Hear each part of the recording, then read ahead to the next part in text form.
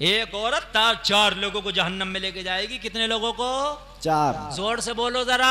4 लोगों को। जहन्नम में बोलो मत बोलो, अमल होंगे तो जाना पड़ेगा। दोस्तों, अभी आपने मुफ्ती गुलफाम साहब की आवाज में सुना कि एक औरत 4 लोगों को जहन्नम में लेकर के जाएगी। आखिरकार इसकी वजह क्या है? वो कौन 4 लोग हैं जो एक औरत की वजह से जहन्नम में जाएंगे? आइए जानते हैं, पूरा बयान सुनते हैं मुफ्ती गुलफाम की आवाज में। एक औरत 4 लोगों को जहन्नम में लेके जाएगी। 4। तेरा सुन ले, ये जो आज बाल कटा कटा के घूम रही है बाजारों में, ये जो बारीक कपड़े पहन पहन के अपनी शो दिखा रही है शादियों में, ये जो बाल खोल के बुर्का भी ओढ़ा तो चुटिया बुर्के के बाहर निकाल रही है, ये भी कोई कम मक्कारा थोड़ी है जी। यही हाल। शैतान की नानी बनी पड़ी है, नानी जी। यानी बुर्का ओढ़ा तो बाल बुर्के के बाहर निकाल लिए जी। किस लिए निकाले? तूने, तेरे बालों को गर्मी लग रही है, इनका दम घुट रहा जी। बताइए मुझे। सही बात। अरे दम घुट रहा है इसका? नहीं। बालों में भी कोई सांस और जान है? नहीं। मगर नहीं दिखाएगी नहीं तब तक इसके दिल को सुकून कैसे बैठेगा? चोटी बाहर निकाल ली है, चोंच लाल है। अब देखो शादियों में खूब जाएंगी और जहां पर लड़के ज्यादा तांता लगा उधर से खूब चक्कर लग रहे हैं, इधर से उधर इधर से इधर। जी। कर ले, कितने करोगे फैशन? जब मैदान में शरोगा नफ्सी नफ्सी का आलम होगा, रब फरमाएगा ये फरिश्तों इसे पकड़ो जो बालों के फैशन करती फिरती थी। ओ फरिश्तों इसे पकड़ो जो लिपस्टिक लगा लगा के अपनी शाइनिंग दिखाया करती थी। ओ फरिश्तों उसे पकड़ो जो बड़े नाखून करके उन पर नाखून पॉलिश लगाया करती थी। ओ फरिश्तों इसे पकड़ो जो बेहया थी। ओ फरिश्तों इसे पकड़ो जो बारीक लिबास पहनती थी। ओ फरिश्तों इसे पकड़ो और जहन्नम में इसको लटका दो। फरिश्ते खींच के लेके जा रहे होंगे, जरा गौर करो, चीख रही होगी। जब इसे यकीन हो जाएगा कि फरिश्ते छोड़ेंगे नहीं, मुझे जहन्नम का ईंधन बना के रहेंगे, तो रब की बारगाह में अर्ज करेगी, मौला अब तो मुझे जहन्नम में जाना है, मगर सुन ले मैं जो जहन्नम में जा रही हूं मौला, इस जहन्नम में जाने में मेरे बाप का भी बहुत बड़ा हाथ है।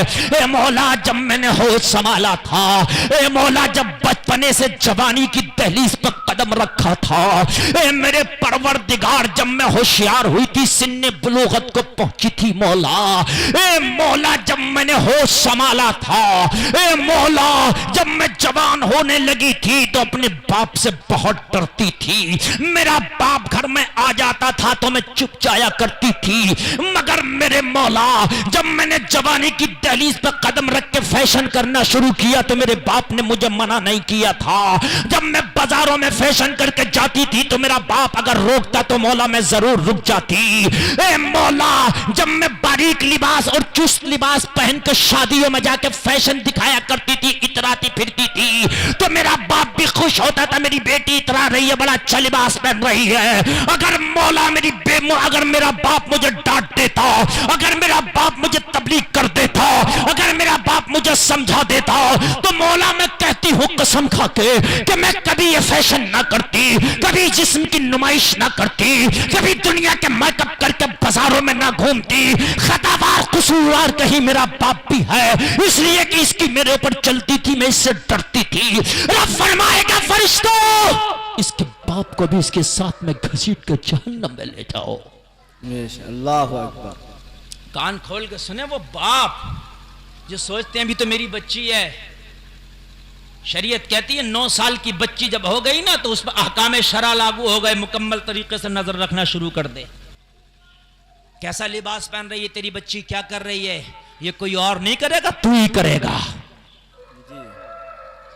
नमाजें पढ़ते थे अब्बा जी, हज भी करके आए थे, मगर काम नहीं आई नमाजें, अब हज भी काम नहीं आया। क्यों? इसलिए कि बेटी का फैशन ले डूबा हाजी जी को। जी समझ रहे हैं कि नहीं समझ रहे हैं? ले डूबा। मेरे लाल हंसने की बात नहीं है, बात समझने की है। अगर मेरे घर में भी ये हाल होगा तो मुझे भी ले डूबेगा जी। वो तो किसी का भी हाल हो, कोई ये सोचे कि मौलवी मौलाना बच जाएंगे, जिसके घर का हाल ही होगा उन्हें ले डूबेगा। जी जी। अर्ज करेगी मौला मेरा बाप तो था ही था, लेकिन मौला जब मैं जवान हो गई थी, फुल शबाब में आई थी, ए मौला मेरी जवानी के चर्चे मेरे खानदान में मेरी बस्ती में होते थे।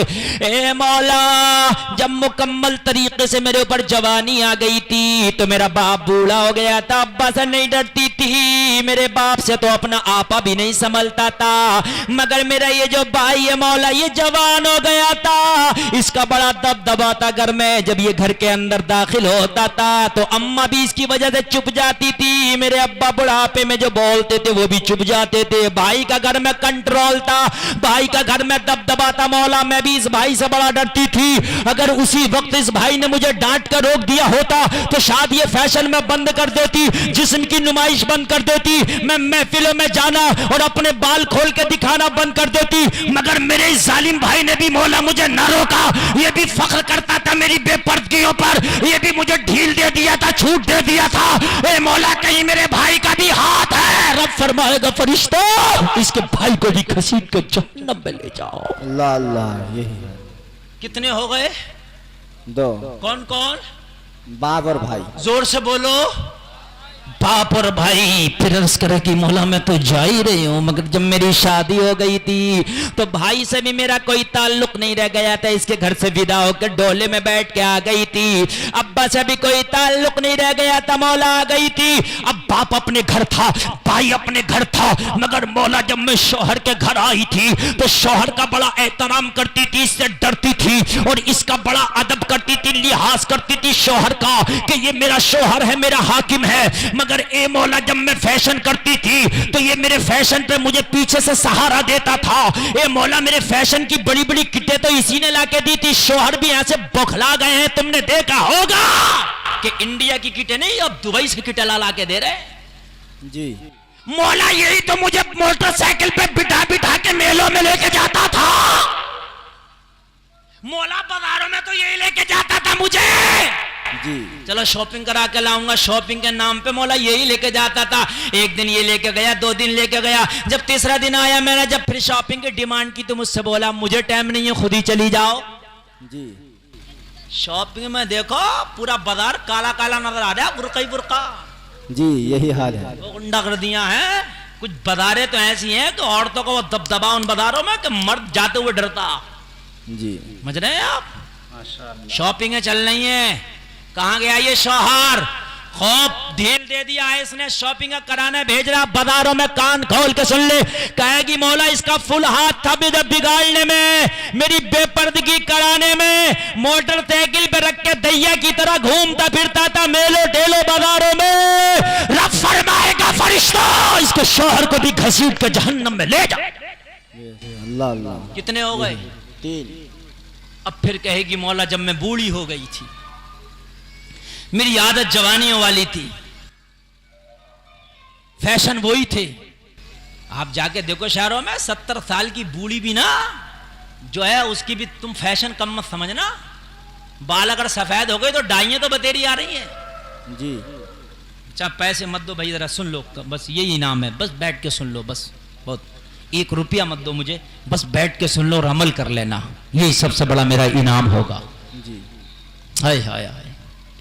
बूढ़ी हो गई मगर बालों पे कलर चल रहा, कलर मेहंदी चल रही है बालों पे। समझ रहे हैं आप?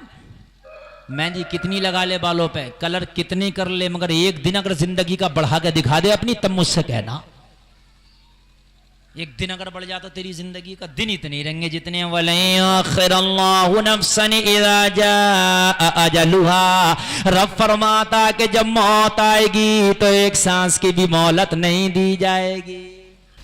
कहाँ है वो खिजाब वाले, कहाँ चले गए वो कलर वाले, कहाँ चले गए वो डाइयों वाले? क्यों मर रहे हैं ये डाइयों वाले? कहाँ गए वो दाढ़ी छिलाने और कटाने वाले और जड़ से निकलवाने वाले? क्यों नहीं जी रहे 2-4 दिन ज्यादा? जी। तुम्हारी तो अभी दाढ़ी भी नहीं है, फरिश्तों को छोड़ना चाहिए भाई, छोड़ो, अभी तो दाढ़ी भी नहीं आई है बच्चे के। 70 साल का बच्चा बना फिर जा, मगर छोड़ देंगे फरिश्ते? मुझे बताइए, समझ में बात आ रही है कि नहीं आ रही है आपके? जी। रब फरमाएगा इसके शौहर को भी घसीट के, इसके अब्बा को भी लेके जाओ, इसके बेटे को भी लेके जाओ। कहेगी मौला जब मैं बूढ़ी हो गई ना तो मेरा बेटे की चलती थी घर में, मैं इसका थोड़ा लिहाज करती थी। अगर उस वक्त ये भी थोड़ा कह देता, माँ जरा शर्म करो, तुम्हारी उम्र और ये मेकअप और ये बाजारों में टहलना घूमना ये शॉपिंग है, माँ तुम्हें जेब नहीं देती, तुम्हारा शेवा ये नहीं होना चाहिए। अगर मेरा बेटा भी मुझे समझा देता तो मौला मैं बुढ़ापे में तौबा कर लेती।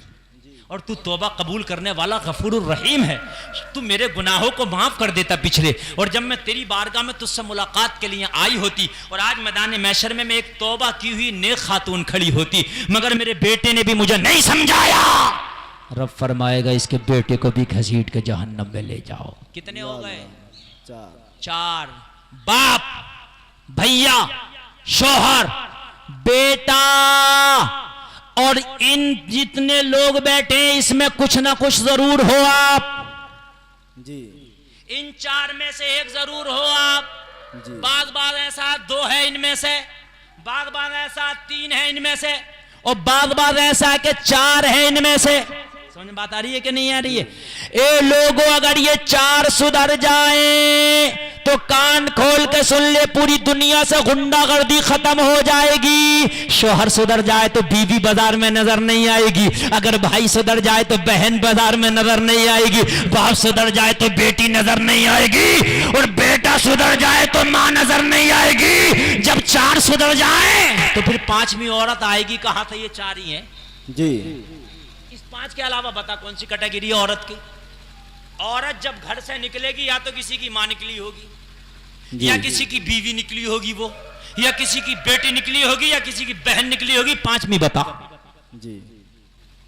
बात समझ में आ रही है कि नहीं आ रही है भाइयों? जी जी। ये चार सुधर जाएं बस पूरी दुनिया सुधर जाएगी।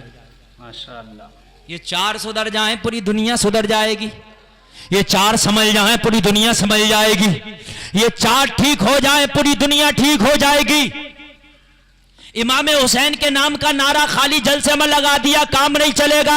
नारा नहीं लगाना है बल्कि काम करना है। काम। इमाम हुसैन का सच्चा आशिक है, तुझे नमाज भी याद होना चाहिए, तुझे रोजे का मसला भी याद होना चाहिए, कुरान भी तुझे याद होना चाहिए।